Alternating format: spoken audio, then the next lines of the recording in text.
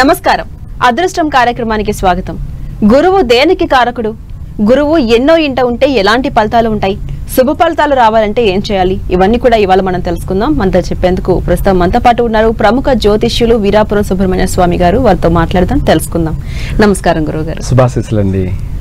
గురువు గారు, నిన్నటి ఎపిసోడ్ లో గురువు ఒకటో ఇంట ఉంటే ఎలాంటి ఫలితాలు ఉంటాయో తెలుసుకున్నాం. ఇవాళ రెండో ఇంట్లో ఉంటే గురువు యొక్క ఫలితం ఎలా ఉంటుంది, ఏ రాశి వారికి మంచిగా ఉంటుంది? చాలా మంచి విషయమే. మనకు లగ్నం అనేది ఒకటో ఇల్లు ఇందాక చెప్పుకున్నాము. అలాగే ఇప్పుడు రెండో ఇంట అనేది ధనస్థానం. అంటే జాతకుడు పుట్టినటువంటి సమయాన్ని బట్టి లగ్నం తర్వాత రెండో ఇంట అనేది ఆర్థిక పరమైనటువంటి ఓన్లీ ఆర్థిక స్థితిగతుల్ని రూపురేఖల్ని మార్చేసేటువంటి స్థానం. మనం చెప్పుకుంటూ ఉంటాం ఏమని, చాలామంది ఏమీ లేనటువంటి వాళ్ళు కోట్లకు పరిగెత్తారు. ఏమీ లేదు, వాడు తినడానికి తిండి లేనటువంటి వాడు అడుక్కు తింటుండేవాడు, అంటే వాళ్ళ తల్లిదండ్రులు కావచ్చు, అడుక్కు తింటుండేవాళ్ళు, లేదంటే అన్నీ కూడా అష్ట కష్టాలు పడుతుండేవాళ్ళు. ఎలా వాళ్ళు కోట్లకు పరిగెత్తారు అనే ఒక అందరికీ సందేహం కలిగేలా ఉంటుంది. ఆ సందేహం ఏమిటి అంటే, తన పుట్టినటువంటి కానీ, లేదంటే తన కొడుకు కానీ, తన కూతురు కానీ, ఎవరైనా సరే పుట్టినటువంటి సమయాన్ని బట్టి తన జాతకుడే పుట్టిన స్థానాన్ని బట్టి రెండో ఇంట గురువు ఉండి జన్మించాడనుకోండి, ఆ గురువుకి రెండో స్థానంలో శుభదృష్టి ఉన్నా, లేదంటే శుభగ్రహ దృష్టి ఉన్నా, లేదంటే శుభగ్రహాలు కలిసి ఉన్నా ఆర్థిక పరంగా విశేషమైనటువంటి అభివృద్ధి.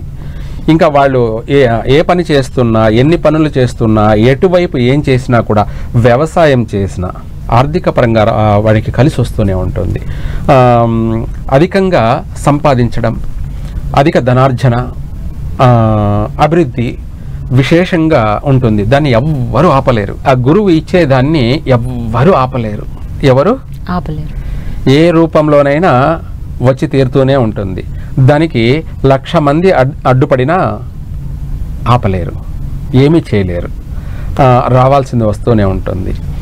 అలాగే అప్పుడు వాడు అనుకుంటాడేమని, నేను మహర్జాతకుణ్ణి, నేను అదృష్టవంతుణ్ణి, నేను మట్టి పట్టుకున్నా బంగారమే, నేను ఏం చేసినా కలిసి వస్తుంది. నిజమే, అటువంటి వాడు మన ఎక్కడ అడుగు పెడితే అక్కడంతా కూడా పాజిటివ్, అక్కడంతా కూడా పాజిటివ్ శుభ పరిణామాలు, శుభ వాతావరణాలు, శుభకార్యాలు అనేకమైనటువంటివి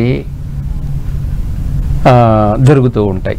వాళ్ళ వాసన గ్రామాలు, నగరాలు, రాష్ట్రాలు, దేశాల వారిగా వాళ్ళ పేరు ప్రఖ్యాతులు, కీర్తి ప్రతిష్టలు పెరిగిపోతూనే ఉంటాయి. అనేక విధాలు కూడా వాళ్ళ వాసన పారుతూ ఉంటుంది. అలా 3 పువ్వులు 6 కాయల వాళ్ళ జీవితం అనేది విశేషమైనటువంటి అభివృద్ధిని అనేది చక్కగా అభివృద్ధి చెందుతుంటారు. ఎవ్వరూ ఏమి చేయలేరు.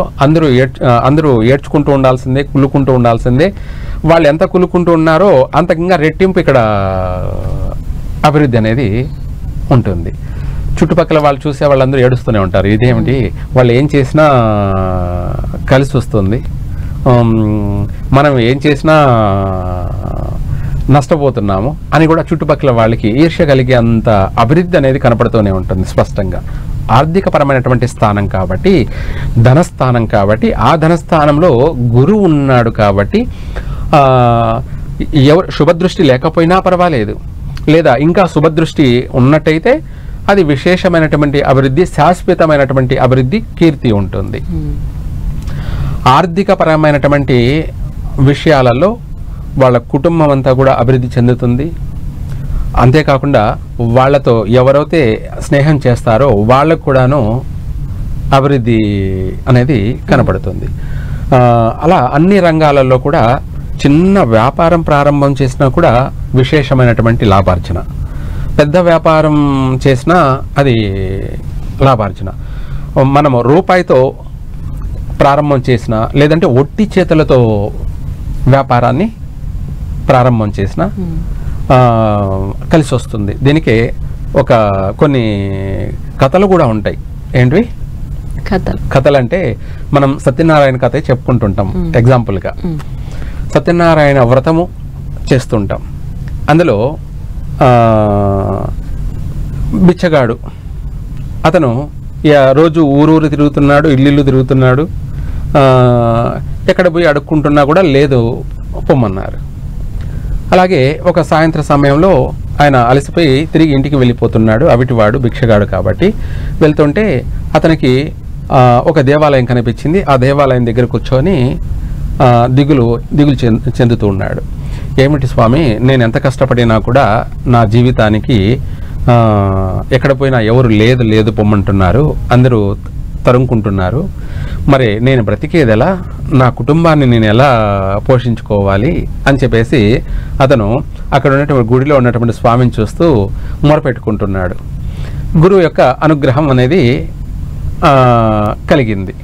తదాస్తు దేవతలు తదాస్తు అని ఆశీర్వదించారు. ఏమని, నా యొక్క జీవితానికి అభివృద్ధి మార్గాన్ని నాకు కలగచేయి స్వామి, నేను ఈ వ్రతాన్ని ఆచరిస్తానని మొక్కున్నాడు కాబట్టి దానికి తదాస్తు దేవతలు తదాస్తు అన్నారు. అంతే. మరుసటి రోజున మనం ఇదంతా లఘువుగా చెప్పుకుంటున్నాము. మరుసటి రోజున అతను పొద్దున్నే లేచి కాలకృత్యాలు నెరవేర్చుకొని సంధ్యావందనం చేసుకొని మళ్ళీ ఒక నగరానికి బయలుదేరి వెళ్ళాడు. అక్కడికి వెళ్ళేసి అమ్మా భిక్షాం దేహి, అయ్యా భిక్షాం దేహి అని ఇంటింటికి వెళ్ళి యాచించుకుంటుంటే ఆయన చూడగానే అందరికీ దానం చేయాలనిపించింది. ఎందుకంటే తనకి గురుబలం అనేది కలిగింది. ఆ గురువు యొక్క అనుగ్రహం, గురుబలం అనేది ఏర్పడడం వల్ల తన ముఖంలో ఒక మంచి కలాంశం అనేది ఉట్టిపడుతుంది. అంటే ఆకర్షణ, గురువు యొక్క ఆకర్షణ అంటారు. దాన్ని ఏమంటారు? గురువు యొక్క ఆకర్షణ, గురు ఆకర్షణ అంటారు అనమాట.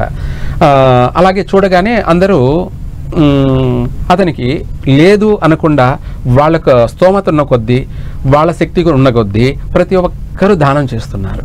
అలా పొద్దుటి నుంచి వారికి సాయంత్రం దాకా ఎనలేని ధనం వచ్చేసింది. ఒక్క రోజులో ఒక్క పూటన ఎంతో ధనం వచ్చేసింది. ఎందుకంటే సపోజు 1000 మంది ఉన్నారు, అందరినీ అడుక్కుంటా వెళ్ళాడు.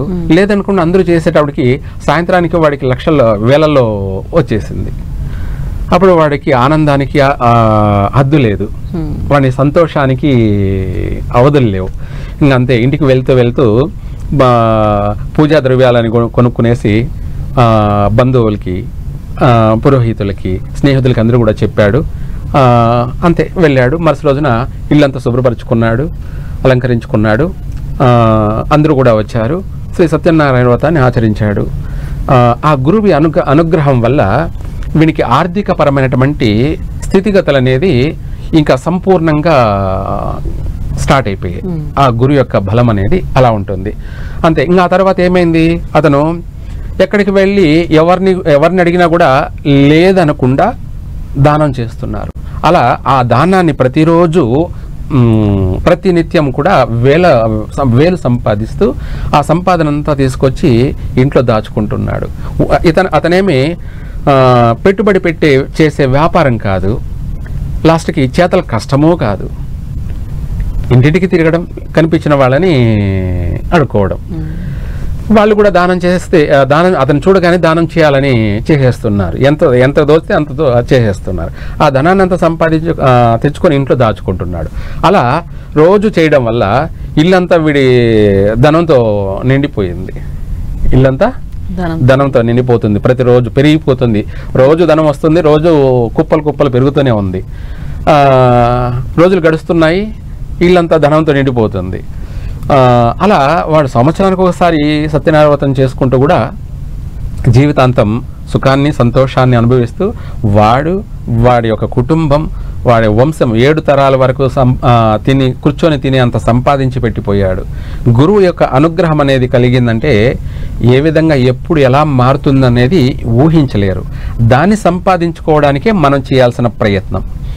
అది తిక్కవాడిని, అమాయకుడిని అయినా సరే మార్చేస్తుందంటే మనమే ఆశ్చర్యపోయేలా ఉంటుంది. వీడు ఎందుకు పనికిరాని వాడు అనుకున్నామే,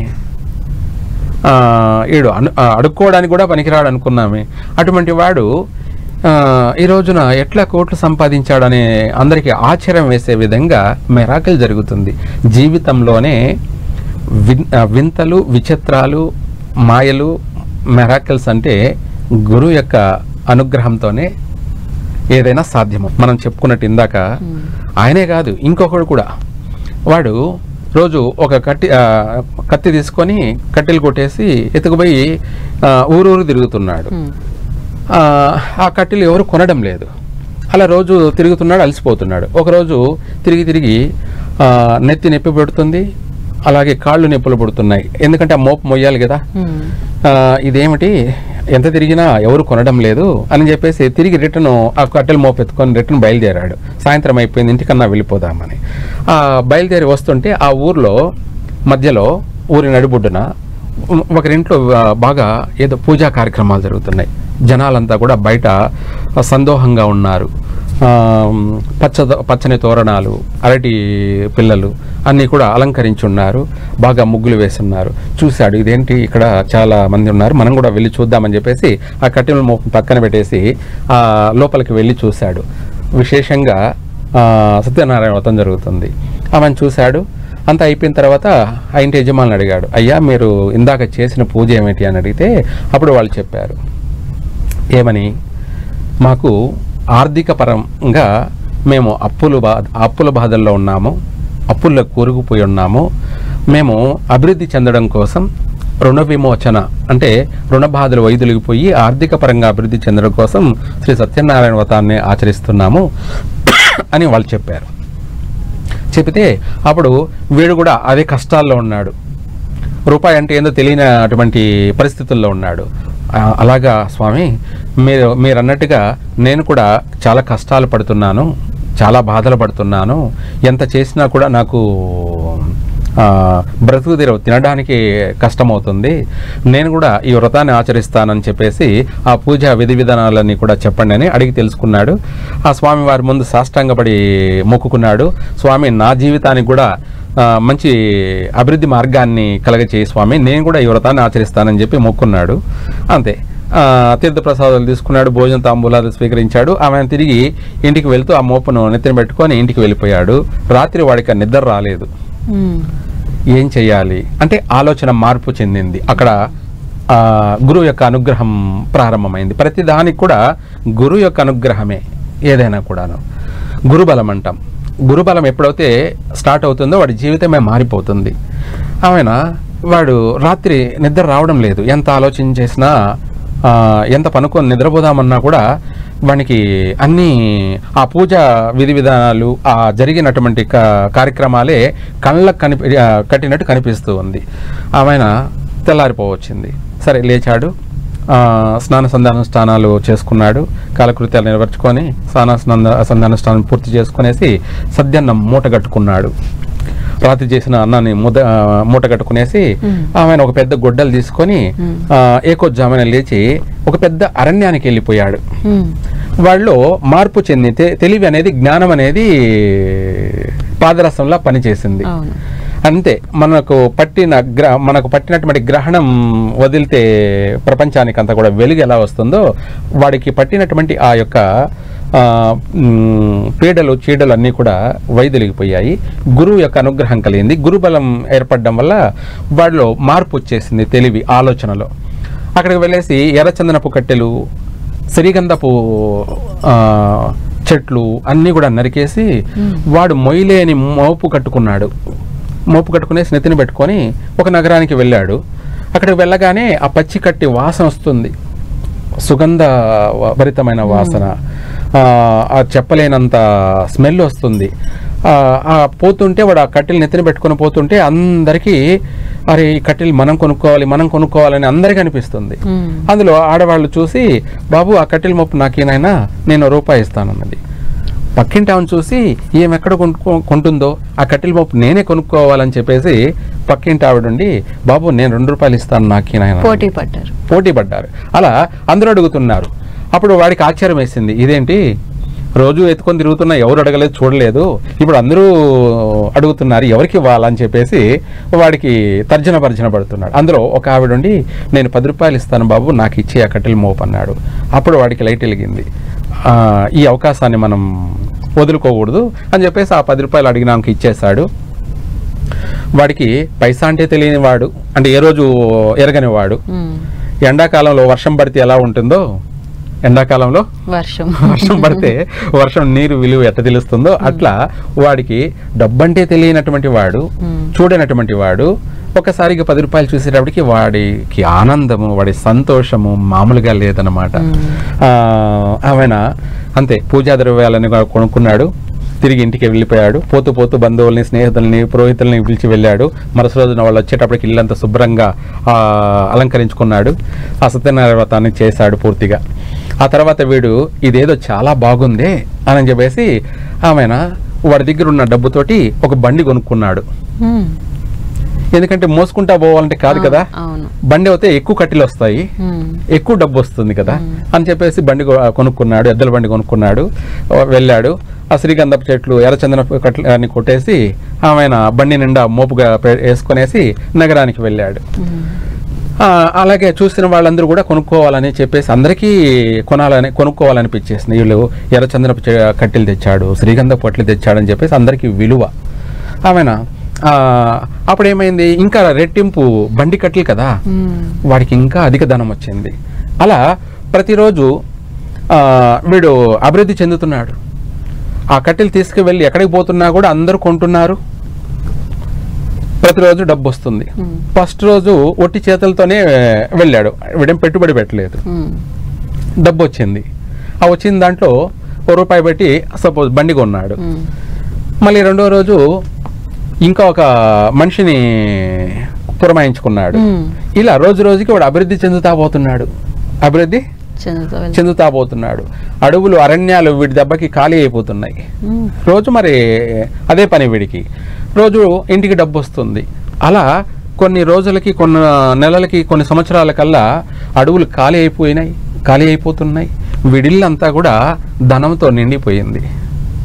ఇల్లంతా ధనంతో. ఇదేదో చాలా బాగుందని వాడు ప్రతి నెల సత్యనారాయణ వ్రతాన్ని చేసుకుంటూ వాడు మాసము అంటే ప్రతి పౌర్ణానికి కూడా వాడు వ్రతాన్ని చేసుకుంటూ వాడు విశేషంగా వాడి ఆనందము, వాడి సంతోషము, వాడి కుటుంబం యొక్క అభివృద్ధి, ఆ గ్రామంలో ఆ చుట్టుపక్కల వాళ్ళు చూడలేనంత విశేషమైనటువంటి అభివృద్ధిని వాడిని చూసి ఇంకందరూ కూడా మొదలు పెట్టారనమాట. అలా వాడి యొక్క అభివృద్ధి అనేది 10 మందికి కూడా అభివృద్ధిని కలగజేసింది. గురుబలం అంటే అలా ఉంటుంది. ఆ విధంగా వాడు వంశం అంతా కూడా ఒక 7 తరాలు కూర్చొని తినేంత, వాడి కొడుకులు, వాడి మనమళ్ళు, వాడి ముని మనమళ్ళు అందరూ కూర్చొని తినేంత సంపాదించి పెట్టి వాడు పోయాడు. అలా తెలివి అనేది మనిషికి ఏదైనా సరే సంపాదించాలి అని ఆలోచన కలగడం కాదు, అందరికీ ఆలోచన కలుగుతుంది. దానికి దైవానుగ్రహం కావాలి. దాన్నే గురుబలం. ఏమిటి గురుబలం? ఆ గురుబలం అనేది మనకు ఎప్పుడైతే ప్రారంభమవుతుందో, మనము ఏది చేసినా, మట్టి వ్యాపారం చేసినా మనకు సంపాదనే. మట్టి వ్యాపారం ఏంటంటే మట్టితో వీటికి తయారు చేసి అమ్ముకుంటావు. సంపాదన అనేది సంపాదించాలి అని అనుకోవడం కాదు, మనకు అనుకోవడానికి తగినట్టుగా గురువు యొక్క అనుగ్రహం కలిగినప్పుడే అది కాస్త ఇంకా గాలివానల విస్తరిస్తుంది, అభివృద్ధి చెందుతుంది, విశేషమైనటువంటి డెవలప్మెంట్ కలుగుతుంది. వీటి అన్నిటికీ మూలం ఏమైనా ఉంది అంటే ఆ ధనస్థానం, గురువు యొక్క బలము, గురువు యొక్క అనుగ్రహం. ఇది విశేషమైనటువంటి శాశ్వతమైనటువంటి అభివృద్ధిని కలగచేస్తుంది. మళ్ళీ మనం కొద్ది రోజులు అభివృద్ధి చెందడము, మళ్ళీ పడిపోవడము, మళ్ళీ అభివృద్ధి చెందడము, మళ్ళీ పడిపోవడం. అంటే కొద్ది రోజులు బాగుంది, కొద్ది రోజులు బాగలేదన్న ఇది ఉండదు. వాడు ఎప్పటికీ అభివృద్ధి ఉంటుంది. గురువుని మనము ప్రసన్నం చేసుకోవడానికి, గురువు యొక్క అనుగ్రహం కలగడానికి మన జాతకరీత్యా మనం పుట్టినటువంటి స్థానం, రెండో ఏంట ధనస్థానము, యొక్క గురువు శుభకారకుడయ్యాడంటే ఇంకా వాడి తిరుగులేని అభివృద్ధి ఉంటుంది. అదే మనం మరి చాలామంది అనుకుంటారు ఏమని, బాగా సంపాదించి బాగా అభివృద్ధి చెందిన తర్వాత మళ్ళీ అంతా కూడా పోగొట్టుకుంటారు. మరి ఇదెందుకు కలిగింది అని కూడా అడిగేవాళ్ళు ఉంటారు. ఇక్కడ అది కూడా మనం తెలుసుకోవాలి. ధనస్థానంలో 2వ ఇంట గురువు, ఆ గురువుకి శుభగ్రహ దృష్టి ఉంది కాబట్టి అభివృద్ధి చెందారు. ఆయనకు ఎవరైనా శత్రువు ఉన్నాడు అంటే ఆయన కుజుడు. ఈయన రుణ పీడితుడు. ఎవరు? రుణ పీడితుడు. అంతేకాకుండా రోగ పీడితుడు కూడాను. రెండూను. అంటే మనిషికి కష్టాన్ని కలగచేసేది కూడా ఆయనే. ఎవరు? కుజుడు. ఈయన దృష్టి పడిన గురువుకి, లేదంటే ఆయన వచ్చి ఈయనతో కలిసిన అప్పుడు ఏమవుతుందంటే మనం ఎంతో సంపాదించి పెట్టుకున్నదంతా కూడా ఒకసారిగా బూడిదైపోతుంది, బొగ్గు అయిపోతుంది, మసి అయిపోతుంది. ధనస్థానంలో కుజుని దృష్టి పడింది అనుకోండి, వాళ్ళు సంపాదించిందంతా పోతాయి. వాళ్ళు కట్టుకున్న విలాసవంతమైన ఇండ్లన్నీ కూడా మళ్ళీ అమ్ముకోవాల్సిన పరిస్థితి వస్తుంది. వాళ్ళు అందంగా సుందరమైనటువంటి వాహనాలు ఎంతో ఇష్టపడి కొనుక్కున్నాము, ఈ మనకు బాగా కలిసి వచ్చాయి అన్న వాటిని కూడా మళ్ళీ అమ్ముకోవాల్సిన పరిస్థితి వస్తుంది. ఇందాక చెప్పుకున్నట్టుగా గురువుకి కుజదృష్టి కలిగిందంటే నష్టం కలిగిపోతుంది. ఆర్థిక నష్టము, ఆరోగ్యపర నష్టము. ఆరోగ్యపర నష్టం అంటే గురువుతో కుజుడు కలిశాడు అనుకోండి, ఎక్కువగా కడుపుకు సంబంధించినటువంటి ఇబ్బందులు, అపెండిక్షన్ ఆపరేషన్లు అని చెప్పేసి మనము దానికి ఎంత ప్రయత్నాలు చేసినా నయం కాకపోవడము, అధికంగా వాటికి ఆర్థిక నష్టం కలిగిపోవడము, మనం ఏమి చేయలేకపోవడము, ఇటువంటివి అనేక నష్టాలు. ఆరోగ్యపరమైనటువంటి నష్టము కలగడము, దాంతోపాటు ధన నష్టము జరిగిపోతుంది. రెండోది, అనేక విధాల మనం ఏ ప్రయత్నం చేసినా కూడా దాంట్లో కలిసి రాకపోవడము, మనం పెట్టిన పెట్టుబడి కూడా పోవడము, అలాగే మనం మళ్ళీ అప్పు చేసి పెట్టినా కూడా అది పోవడము, ఇదనేది నష్టం అనేది అనేక విధాల జరగడం వల్ల మనకు గురువు 2వ స్థానంలో, ధనస్థానంలో గురువు ఉన్నాడు కదా, ఎందుకు ఇలా జరిగింది అది అర్థం కాని విషయాలన్నమాట. అందరికీ మనము ఒకవైపే చూడకూడదు, అన్ని వైపులా చూడాలి. వివరంగా తెలియజేశారు గురువు గారు. ముఖ్యంగా గురుబలం పొందాలంటే ఎలాంటివి ఏంటి అనేది చాలా ఉదాహరణలతో సహా చెప్పారు. ప్రధానంగా 2వ ఇంట్లో ఉంటే ఎలాంటి ఫలితాలు ఉంటాయో చెప్పారు. వివరించినందుకు ధన్యవాదాలు. సర్వే జన సుఖినో భవంతు.